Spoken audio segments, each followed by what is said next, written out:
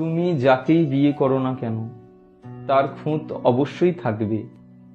মানব ইতিহাসে এখনো পর্যন্ত নিখুঁত মানুষ জন্মায়নি। যদি তুমি তোমার দাম্পত্য সাথীর খুঁতের দিকে তাকিয়ে থাকো, তার যোগ্যতাকে তুমি কখনোই দেখতে পাবে না। যদি তোমার এই বদভ্যাস থেকে থাকে, সংসার তোমার জন্য নয়। প্রায় প্রত্যেকটা মানুষেরই অতীত গল্প আছে, ভালো মন্দ মিলিয়েই অতীতের ইতিহাস।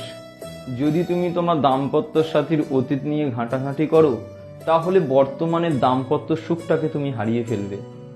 যদি তোমার এই বদভ্যাস থেকে থাকে, সংসার তোমার জন্য নয়।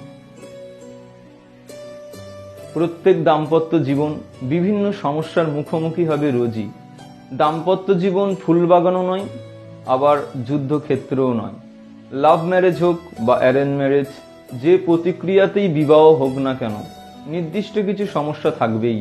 এটি কিন্তু প্রতিক্রিয়ার দোষ না, দাম্পত্য জীবনই এমন। যদি দাম্পত্য জীবনে একে অপরের সাথে সাথ মিলিয়ে এই সমস্যার সমাধান করা যায় বা জীবনে এগিয়ে যাওয়া যায়, এটাই হলো দাম্পত্য প্রেম।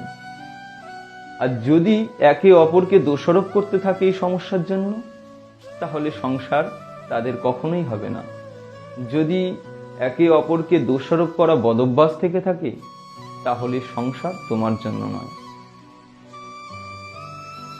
প্রত্যেকেরই দাম্পত্য জীবন আলাদা আলাদা, তাই নিজের সংসার জীবনের সাথে অপরের সংসার জীবনকে কখনোই তুলনা করো না। কোনো সংসার জীবনই ব্যর্থ নয়, যে যার যোগ্যতা নিরিখে সংসার জীবন সফল হয়। অপরের সংসার জৌলুস সুখকে ভেবে নিয়ে নিজের সংসারকে কখনোই অসুখের আখড়ায় পরিণত করো না। যদি পরিশ্রমহীনতা, এই পরশ্রী কাতরতা যদি তোমার থেকে থাকে, সংসার তোমার জন্য নয়।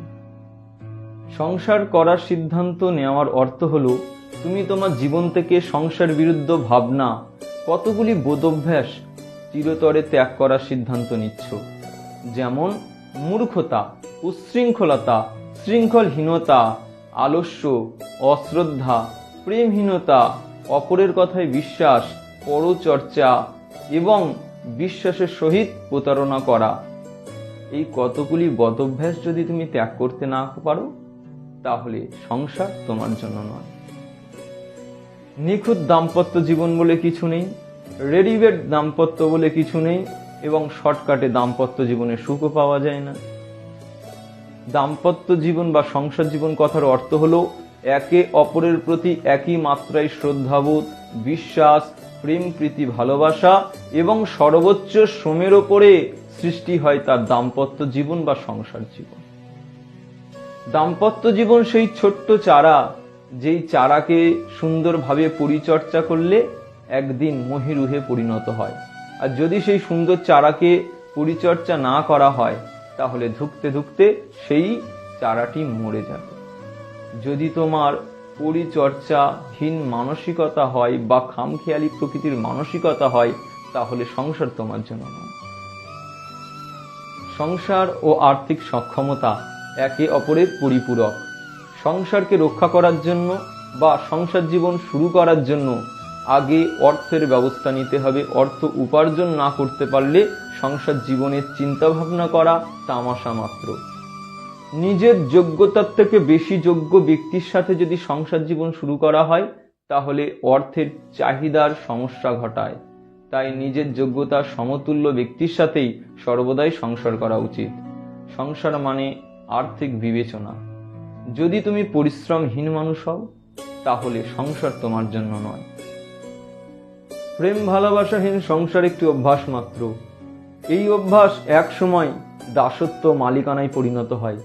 এই পরিস্থিতির নামই চুক্তি। এই সব সংসারে ডিভোর্স হওয়ার মানে এটা নয় যে এরা দাম্পত্য জীবনে সুখী রয়েছে। ডিভোর্স মূলত আরম্ভ হয় মনে, এবং ঘৃণার মধ্যে ডিভোর্স সারা জীবন রয়ে যায়। যদি তুমি প্রেমহীন মানসিকতার হয়ে থাকো, তাহলে সংসার তোমার জন্য নয়।